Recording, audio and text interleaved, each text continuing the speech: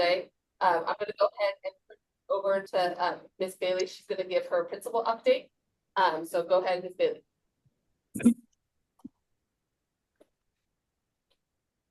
Okay, good evening. Good evening. Long day. Good evening, everyone. I don't have much to share this particular session, but I hope that everyone is reading the weekly newsletter. The weekly newsletter is important because I share important information and updates, days off, early releases, anything that families need in addition to community resources. So hopefully people are reading the newsletter and sharing them with others and also encouraging others. Um, Gosh, it probably about 2 weeks ago, maybe last week, I believe I shared information with the Maryvale community about um, guardianship, and there was a major concern. I got a few messages and emails, people asking about what we are doing for our communities, members in our community who may be um, in danger of getting deported. I myself have not heard of any families who were in danger of getting deported, but as you know, we also have linkages to learning, and linkages to learning is also working closely with families. But when I sent that email out or that message out, um, we got a nice gesture from one of our parents, just to give a little bit more information on guardianship. Because in the event a parent is possibly deported, students may not be. And so, hello? Oh, students may not be. And so we have a parent who is here today to share some information on guardianship. We've translated it and we'll also send it out to the broader community so that if anybody has any questions, they can reach out to him. So, Mr. Crossland, um, feel free. And I'm going to go ahead and put the document that James has created, and I'll put that in the chat. And then that's also going to be included in our newsletter this week. And Ms. Bailey has it translated into Spanish as well. Oh, perfect. Thank you. Well, good evening, everybody. My name is James Crossland. I am a parent here at Maryvale. My daughter, Isla, is in kindergarten. She's in the French Immersion program. And the reason why I'm here tonight is just to give you all a little bit of background and context about the Standby Guardian form that Ms. Bailey circulated the other week. So for a little bit of context about myself, I am an attorney and I focus my practice on estate planning. So that is helping people prepare wills, trusts, powers of attorney, documents like that. And guardianship and guardianship forms are a big part of that. So that's my background in this. So what I want to do is just let you know what the Standby Guardian form is and also what it is not, just so everybody knows what it is. So the Standby Guardian form is a form that allows a parent or a current guardian to designate somebody to assume the guardianship role of a minor child if that person becomes incapacitated. And somebody can become incapacitated for multiple reasons. It can be due to physical or mental incapacity. It can be due to incarceration if somebody is in prison. And as Ms. Bailey said, it can also be if somebody is subject to an adverse immigration action. But whatever the situation is, the guardianship form, Standby Guardian form, allows you to designate somebody to essentially step into that parental role for a limited period of time. With the form, it's important to note that in Maryland, it is a temporary designation. It is not permanent. So what that means is that in Maryland, the form is typically valid for up to 6 months. It can be extended for a period of time, but the idea is that hopefully the situation is temporary and that you as a parent or current guardian can resume your parental role in, hopefully in the near future. So because of that, obviously in deciding who you want to appoint, it's important to appoint somebody that you trust. So another family member or friend you trust, somebody like that. For the standby guardian form, if possible, I always recommend trying to appoint somebody who is local, somebody who lives nearby. So the idea is that hopefully school routines, daily life, things like that are not interrupted any more than they need to be. So that's essentially what the standby guardianship form is. It's a temporary designation. I do want to just quickly, for context, say that there's another type of guardianship, and that's a permanent guardian designation that is different to the standby guardian. The permanent guardian is somebody who serves as the guardian for a minor child if you as the parent are deceased, if you pass away. The permanent guardian is not designated on the form you all received the other week. That designation is not made by a form like this. That is actually made in your will, in a last will and testament. That is how you nominate somebody to serve as a permanent guardian. So if you don't have a will, I strongly recommend that you have one. And if you do have a will, I recommend reviewing it to see if there are permanent guardian designations in it. And if they're not, to make sure that it's updated to have that. So I just want to throw that out there just to say that there are different types of guardianships, and that from the permanent guardian standpoint, if something happens to you and you, hopefully this doesn't happen, but if a parent does pass away, the standby guardian form it's different to a permanent guardian designation. Finally, just for a little bit more context, this is all part of estate planning, which is essentially where you designate people to serve in various roles to handle different situations, and it also allow you to decide what happens to your assets if you pass away. So who inherits them and on what terms and conditions. So for parents, I think you should also consider a few other forms and designations out there. One is having a financial power of attorney. So if you become incapacitated for whatever reason, a financial power of attorney allows you to designate somebody to make financial decisions on your behalf. So for example, who can access your bank account to pay the mortgage, pay the bills, things like that. Another important designation is appointing an agent to make medical decisions for you if you become incapacitated. And so that is in a form that's called an advanced medical directive.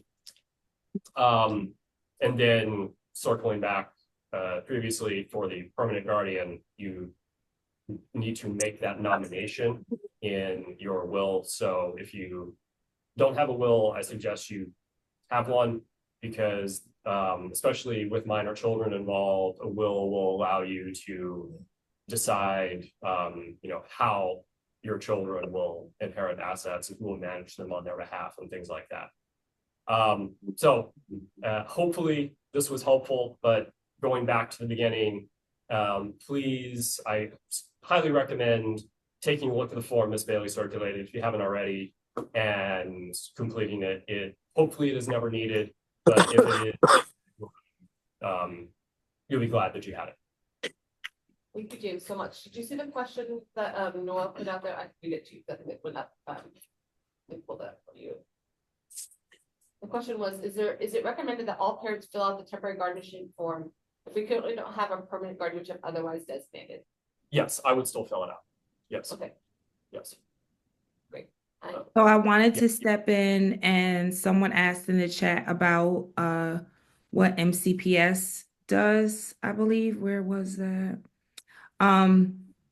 And so from what information that was shared with me, and I shared it in the newsletter on February 2nd. I'm about to put it in the chat too, what you sent out. Oh, you did? I'm about to, just one moment. Okay, great.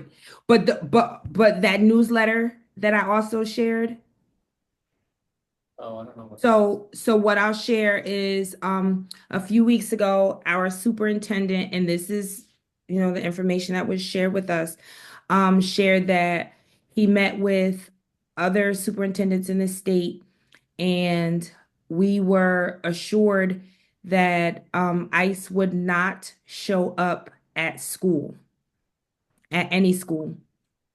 So this was the information that was shared from us. But at the same time, they also gave us guidance on, in the event they do show up, we, verify their identity like anybody else, but we have to notify our legal counsel before we move forward and we do anything else. And so that was the guidance, but we were first assured that ICE will not come to the school. So we would not have to deal with that. Thank you, Ms. Bailey.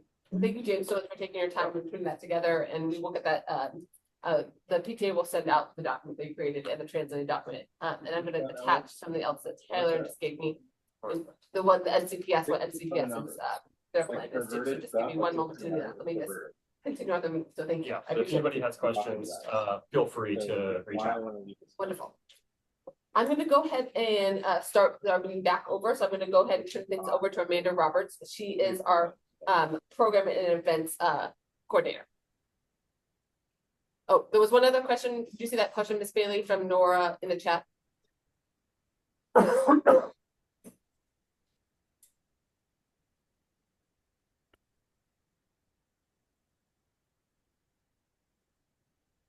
You're muted, Ms. Bailey. To notify all parents or notify the parents of the child?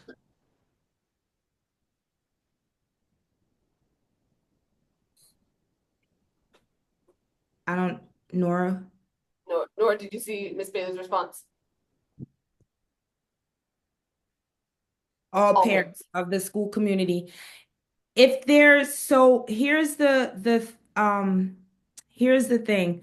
I send information to people who are impacted, and if this does not impact the entire school community, meaning if they didn't, and I'm just giving a scenario, if they bust up into the building and they're running up or upstairs and running all around the building, I would send a message to the entire community, because children, all the kids are impacted. But if this is something that happens within the main office, this is not something that I would broadcast to the entire community. It would only be shared with the parents of the individuals who are involved. But once again, I can't really say, because once I reach out to MCPS may say, send out a letter to your entire community. So it depends on what guidance I get from MCPS. But most of the time, like the other day, we had a situation at school. The messaging was sent out to the parents of the students who were impacted, and not the wider Maryvale community. Did you see that second question, Ms. Bailey, from Aileen?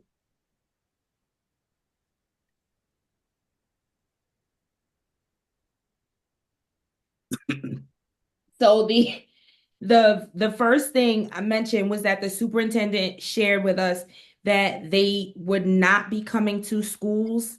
And so it said, can they come for a specific child? Is that allowed? They're not supposed to be coming to schools. That was an agreement that was made by the director of ICE. I want to say it's the Maryland, whoever is in charge of ICE for the state of Maryland. He met with all of the superintendents, and that was the agreement that they would not be coming physically into schools to collect anyone. And that came from Dr. Taylor. One of the things he shared was that Maryland doesn't have a facility that would house individuals under the age of 10 or something like that, he said. So he said that they're not coming into the schools. But can they, so the question, can they come in for a specific child? As far as what we were told, they're not coming into the schools. Now, are they in the community? I have heard of that, not our community, but I have heard from friends that are principals in other counties, of them being within the community, but never coming to their schools. Thank you, Ms. Bailey. I appreciate that.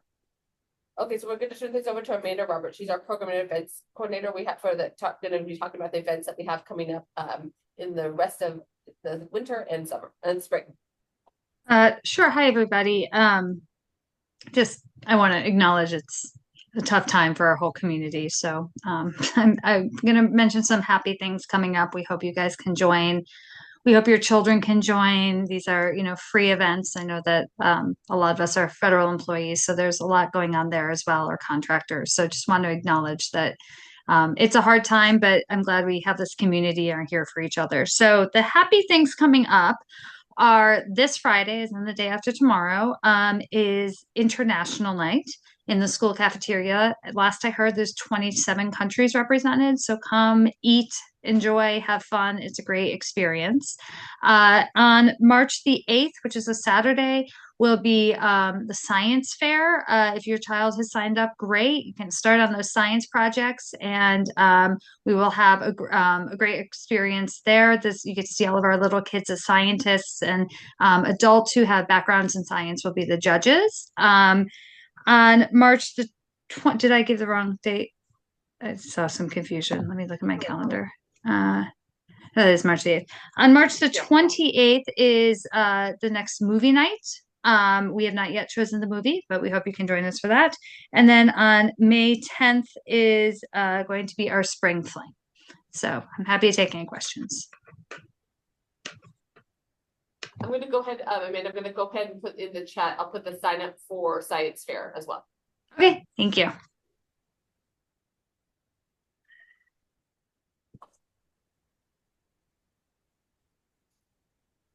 One moment to do that.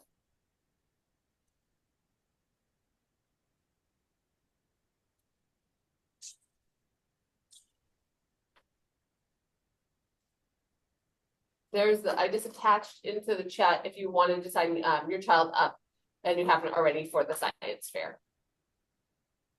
Does anyone have any questions for Amanda? Thank you, Amanda. I appreciate it very much. And thank you for your sentiment. I'm going to turn things over to Colby, our treasurer. Okay, so it was a relatively quiet month. We did not have a lot going on, which is good for the treasurers and the budgeters. But we did make the changes as we had mentioned in the last meeting. There were some changes that were voted on, and those were added to our budgets. We're really just kind of getting ready now to do our IRS. We have to submit our IRS taxes in another month, as many of us do generally. So there is that, and then of course talking about a little bit about Google Cash Drop. So things will be coming up. International Night, there will be some expenditures and things that are coming up.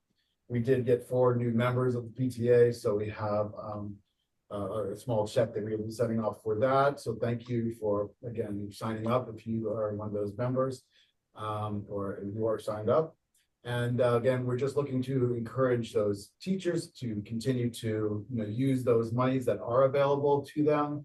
There are many teachers that signed up this year to be members, and so we do have $95 that they can come and get for different things within their classrooms.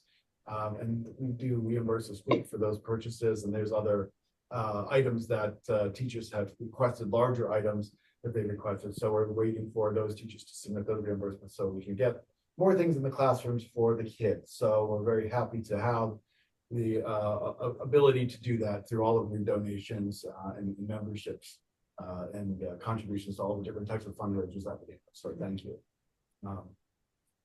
Thank you. Thank you, Colby. Appreciate it. Okay, Natalie. Natalie is our membership coordinator. Natalie.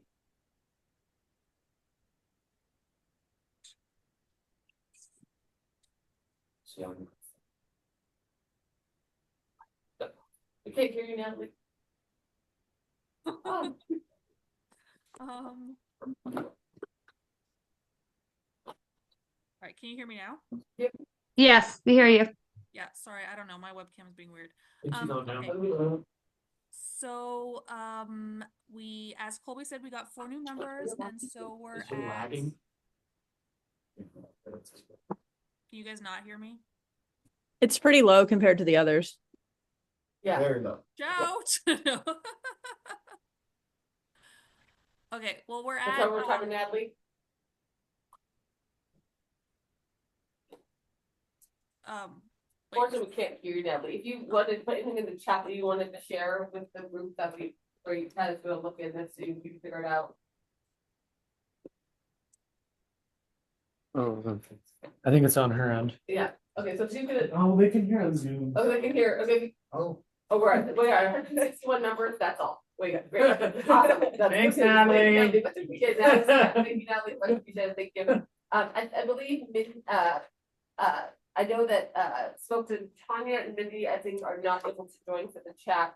But Tanya and Mindy are our communications co-chairs, and they wanted to bring up that they were just the translation for the Spanish translation for their Samora is still proving somewhat difficult, but they're doing it, and they're having no other nations.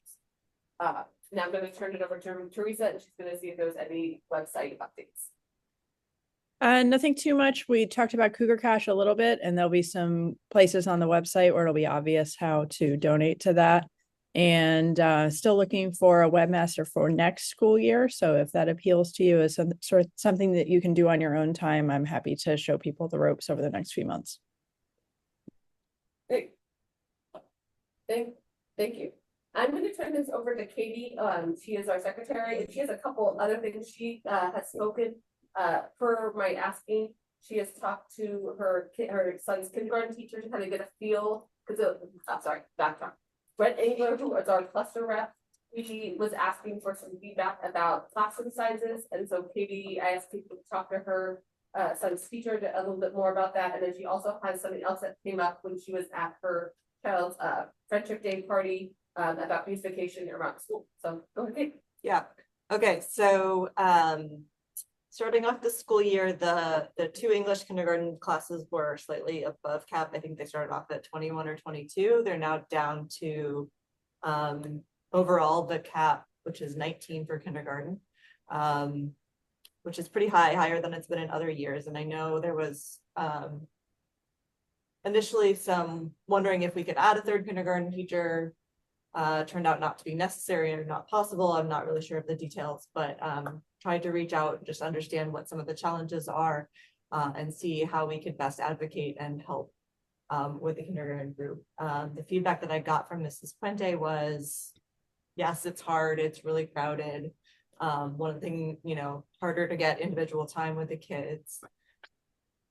Physical space is crowded, so the kids don't have as much place to play. I think one of the things that I really want to emphasize here is that the kindergarten group is very unique. There are many kids who have never been to school before, many non-native English speakers who are coming to English school for the first time, many special needs kids who don't have everything figured out in terms of whether they need paraeducators, whether they need extra help in class. And so I think there's just a lot for the kindergarten system to deal with. Another thing Ms. Puente pointed out was that if you looked just at the English side, we would be a Title I school, which I've heard feedback from the cap would then be 12 per class rather than 19 per class. And so that's a big difference. And so we tossed around a couple of ideas. You know, I don't understand the logistics of getting a third teacher. I'm sure they would appreciate that if there was one. From what I hear, there is space, but I'm sure there's many other challenges. I think that one of the other things is the number of paraeducators and getting those in the classroom as much as they're needed. I think that has been a challenge. I think there's some kids who could use a little more assistance that aren't getting it. So we wanted to bring that up with the cluster, talk it over with you, Ms. Bailey, about what we can do to make this better for our little kindergartners and their teachers. So that staffing, that's a staffing question, which is, and I share that with, Ms. Puente and Ms. Wensler. It's generally outside of my control. There's nothing that, the extent to what I can do is, at the beginning of the school year, or last year, they raised the cap, and we are a focus school. And so at one point it used to be 18 and now the cap is 19. So it has gotten larger. So it just increases, class sizes increased by one, which is still smaller than the immersion class.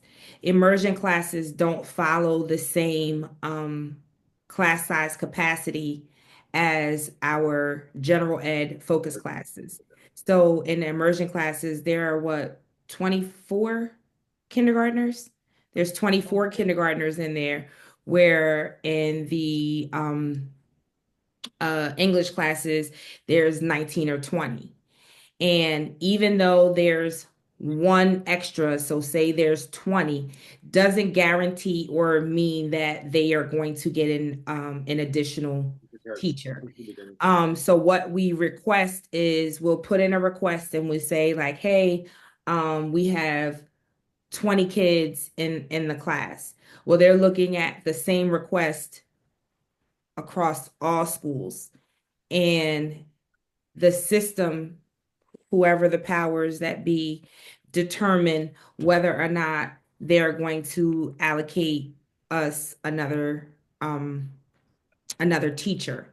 And then in this case, it ended up turning out that it was definitely going to be no, because people have left, or students have left out. And so the request is made when there's one over, but highly unlikely that we're going to get an additional teacher. Probably the March 3rd, first week in March, staffing allocations are going to be released. And so when staffing allocations, there's this, I'm not a mathematician, but there's this formula that they use to determine staffing.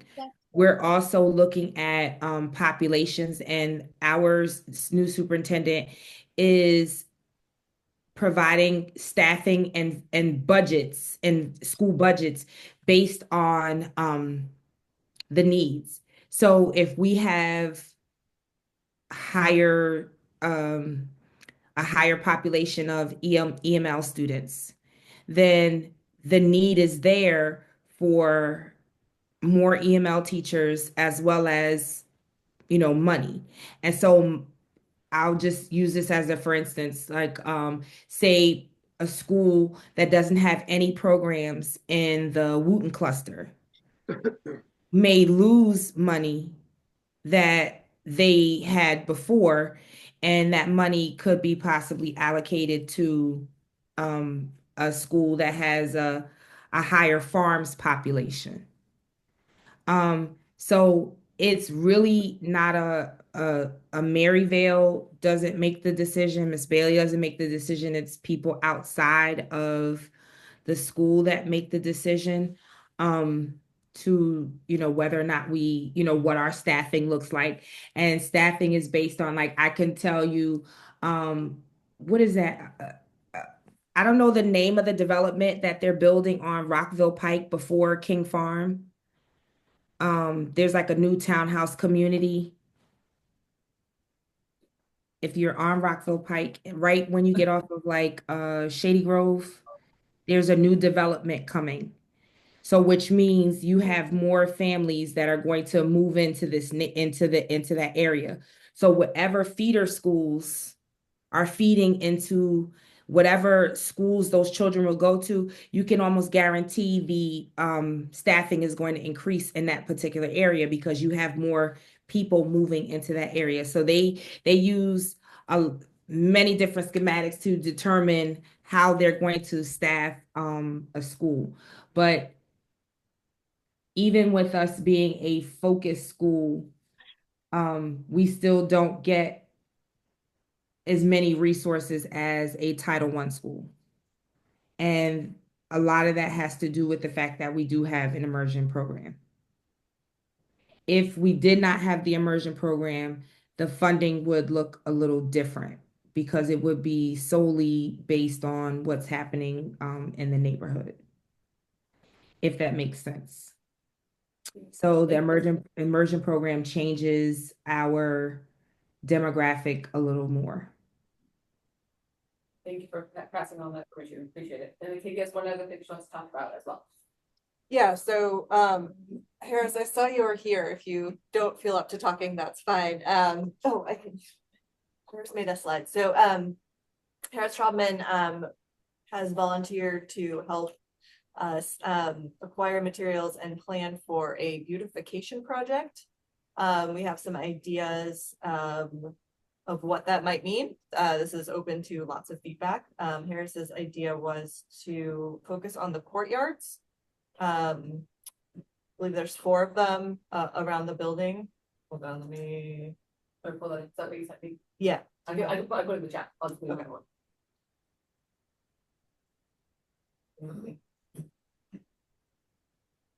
You want to keep it talking about it? okay. So the idea would be add some benches, maybe some blueberry bushes or other kinds of plants out there. Just make them more spaces that we could do some outdoor learning, some recreation time out there. Maybe I think there's maybe was it some benches? Yeah, some teacher spots, some kid spots. Harris is not volunteering to talk. I'm here. I didn't want to interrupt you here. So I can. It's okay, go ahead. You have a plan. So so the idea was to start to there's some great spaces at Maryvale, but they are very much sort of, I guess if you bought a house and you had builder grade stuff, right? Like that's the way they look. Like they're very original, and there's been difference of maintenance over years. And so the idea is to think through how we would start to use those spaces. So when I was visiting the school, I understand there used to be blueberry bushes that were very popular inside of the courtyards, which is actually surprisingly an approved plant in MCPS. So yeah, so that's a win. So we could start off with just some blueberry bushes, but the idea is to start to think through how those spaces could be connections for outdoor learning, or just different spaces that students or teachers would use. There's a variety of different ways in which each courtyard could have a different theme depending on usage, and it would really need to have a little deeper dive of of usage and ideas. So I put together a few slides of some of those ideas of whether to put tables in there. There are concrete benches already in there, but there's different ones that are like foldable. There's some that we can custom make out of wood that they'll have a little different of a theme. There's more costly like metal benches that I think that's maybe not like sort of something I would go down, but these benches right here, they're pretty affordable. I think they're like $200 each, and they fold up and down, and then you can put them together as a picnic table, or they can be just a regular. They can also turn into a desk if they're just by themselves. I don't know if there's desire to have, a couple garden beds. Some of the things I've seen is to use the space like you would have teaching tools within the space. So you have a little storage unit that has like clipboards, magnifying glasses, that sort of stuff, so that you can use it as science exploration. One of the things about this is that you get different types of learners. So students that may not be doing as well inside of the classroom may benefit from going outside and doing it. So um, and just the aspects of beautifying them. So it's certainly engaging some of the art teachers and thinking through how they can become custom spaces, whether they're stepping stones. There could be like a donation of, family sponsor stepping stones. So and I'll stop. So I do like the stepping stone idea. The only concern I have when we start planting things is who maintains them. I've been in a number of schools that have had that people plant things, but then nobody wants to maintain them. And then they become overgrown, and then it becomes an eyesore because nobody's cutting back and I don't know anything. I do not have a green thumb. I don't have anything in my yard but a tree and grass. Um, but I don't know what the maintenance is like on a blueberry bush. Yeah. So I think those are great questions. So um I see that all the time as a big time issue. So what we know is like anything that can be mowed over will be mowed over. Um, so that's why I was suggesting the metal beds. So the good thing with the metal beds is that they'll be elevated and reduce the weed pressure, but then they also could be accessible if there wanted to be any kind of like exploration. But that's something that we need to really dive Right. into deeper of like, what is it that we're trying to get at? It could just be that blueberries are planted in just a couple containers and that's it. But sort of what's in there right now is kind of like what will really survive with the toughest of maintenance. And I think at a minimum, what would be nice is if we could sort of do a little bit of TLC with mulch and maybe some benches. I think it's the right idea, and I know you've seen it across the district of trying to put too many sort of perennial plants or vegetable beds in there is going to be a disaster, which we don't want. Yes, So, it becomes overgrown, and then you're looking like, and then every year it's like, can you just cut this back? yeah, Somebody, yeah. the teacher's So going to maintain it plan. Yeah, it doesn't work. Okay. so let's can you shoot me an email and then we can schedule a time to kind of do a walkthrough? Sure, that would be great. And I Thank can you. also coordinate, I guess that's maybe a call later on this week, and then we can coordinate with Dave's schedule and figure out a time that maybe the three of us can meet, talk about it, come up with a game plan. Sounds great. Be fun. Okay, well, here, thank you so much for your work on that presentation and the pictures and the ideas, and then we'll figure out what we can do and what's accessible to us as a community. Excellent. Thank you so much. Thank you. I'm gonna go ahead and put in the chat the meeting notes from last month's meeting. Mindy Chong gratefully took the notes for us because I know that Katie was feeling under the weather that day. So I'm gonna go ahead and put those in just one moment, and then we're gonna need to go ahead and make a motion for those. So let's move on.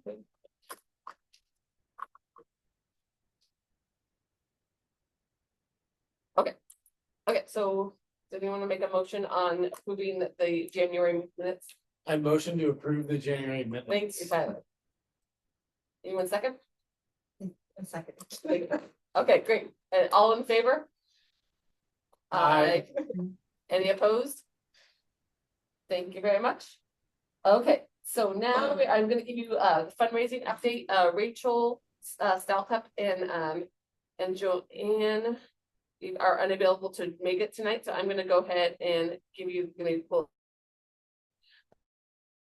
because Rachel is in charge. Right now they're working on getting ready for the spring fling and the silent auction portion of the spring fling. As of right now, we have $5,700 worth of items for the silent auction. So that's doing really great for February. So that's awesome. And I know we're having a coordinated effort to pick things up. I know Tyler's picked up one thing, and I know Rachel Bonus has picked up some things. So we appreciate people's hands to get the things in the building. There's places if you do pick up things, there is places in the PTA closet to put those items for the auction while we wait. And I also let the front office staff ladies know that things are coming, and if things come that are bigger that can fit in our lovely mailbox, that I will collect them and move them to the closet. Oh,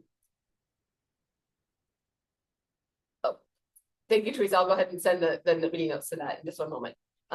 The other thing she said is that we have contacted the French bookstore that is in Kensington, and they are going to be attending the spring fling, so they will be here as well to sell items that day. So that is on board. And we're going to need a couple of volunteers for day of help, but it seems like right now that things are going good in terms of moving forward with the spring fling to happen. The spring fling happened for the silent auction perspective. Then I made doing a lot of due diligence on the spring fling portion. And Tyler now is going to go ahead and talk about the Cougar Cash Drive. I'm putting the meeting notes in. Cool. Hi, everybody. The Cougar Cash Drive is going to officially launch on Friday. So we're excited for that. It is the PTA's flagship fundraiser for the academic year. It's the method through which we raise most of our funds. And as you all hopefully know, but at this point of the year, it helps us do the teacher grants, which allows teachers to request items for their classroom. It helps us buy books for the library. We spend a lot of money on library books every year, so Ms. Chinham is able to get the books that she needs and update the library. It will support us moving forward with this beautification project, whatever awesome ideas we come up with. It will help us have funds for that. And hopefully incorporate some artistic elements and engage the students as well, or the parents, and possibly like a summer gathering. Who knows? That idea is still very much in the works. And then all the social events. So everything that Amanda talked about earlier in the meeting, the movie nights that we had earlier this year. We've got some interesting ideas coming down the pipeline for next year. So we're excited for those as well. So we'd appreciate your support for the Cougar Cash Drive. The official information will come out on Friday, and then it'll be in the weekly emails. But it keeps us all from having to do a bake sale every weekend. So we would greatly appreciate your support. And we're also going to highlight some other ways that you can support the PTA. We know finances are tight for folks, especially given, a lot of the changes at the federal government. So we're trying to be respectful of that happening this time of year. And so we'll, as a part of the cash drive, we'll also emphasize other ways that you can get involved in the PTA, which, just another plug for Teresa, she mentioned we need a webmaster for next year. So if you want to support the PTA, you can sign up to be webmaster. And there are the other PTA board positions that are going to be coming forward in the next couple of months that we're going to have listed. And so if there's ways that you want to help in that regard, that is also going to be available. Absolutely. So those emails are going to come out soon, and flyers are going to come out soon. And we'll talk about it. I'm going to make some announcements at International Night. And there'll be a thermometer in the lobby, like we've always done. Yep.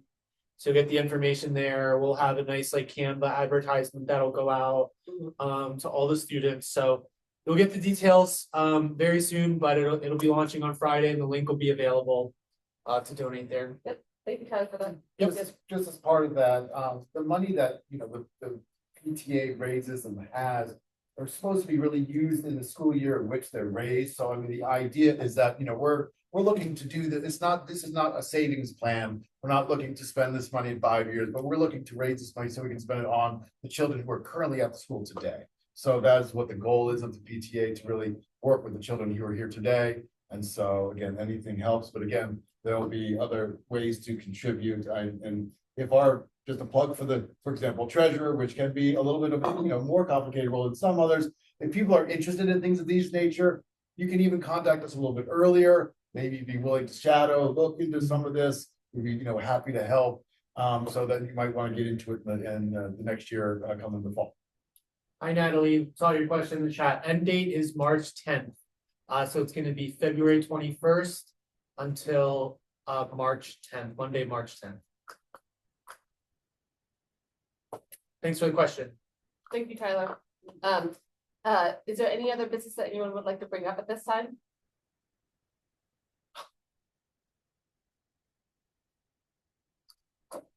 Well, thank you all, and I want to reiterate what Amanda said earlier, where, you know, the PTA and the community at large is thinking of everyone during this tricky and difficult time. So we appreciate all your support, both the attending events and helping us support events. So we are here to support our community, and thank you all for your dedication and being a part of the call this evening. And I hope to see everyone this Friday at International Night. We have a lot of tables, and enjoy Ronnie's last hurrah as International Night. I got him a crown, so his crowned International Night as he's been doing this for 11 years. So we want to celebrate that and all his efforts in making it a fun event for our community and for our students. So thank you all, and thank you so much. Melissa, go ahead. Oh, thanks. Sorry, it just took me a hot minute to find the mute button and everything. You're totally fine. But I just wanted to take a moment to express my gratitude and thank this community, this group, for making a difference. Because after the last meeting, like, I was in shock at how quickly there was a change implemented on the Rabbit Bus. And I was like, I thought due to the overcrowding, like, I'm super impressed and thankful that things happened quickly. So thanks. We definitely appreciate Miss Billy, Yeah. Miss Billy taking note, and you know, we're good expeditiously on that and getting that situation resolved. Thank you, Ms. Bailey. No, thank you for telling me. Like, the one time, you know, I got on the bus, we counted, it was like, oh, it's 45 kids, because it's not overcrowded. And thank God the next day it was 60 something kids on the bus, and it was like, oh, there's 60 something kids on the bus, not supposed to happen. And you know, everybody wasn't in love with the fix, because I would have loved to get just another bus and not have the kids stick around. But, you know, hopefully next year that will be the fix. And, you know, the crazy thing is you find out a lot of different things, you know, when there's an issue. And there's a daycare that services the kids on the Rabbit Bus, and they actually pay for transportation. So I don't know why we don't have two buses. So that was new information to me. But we have this, and hopefully next year we will get two different buses for the Rabbit Bus, and we won't have that issue. So thank you for bringing it to my attention. Thank you, Miss Bailey. Thank you all, and we hope you have a lovely evening and stay warm. Megan, yes, please. I'm sorry. Before we jump off, thank you. You're welcome, Natalie. Thank you. Before we jump off, can the board stay on? I just have one question. Yes, of course. Yeah. Yep, we're happy to.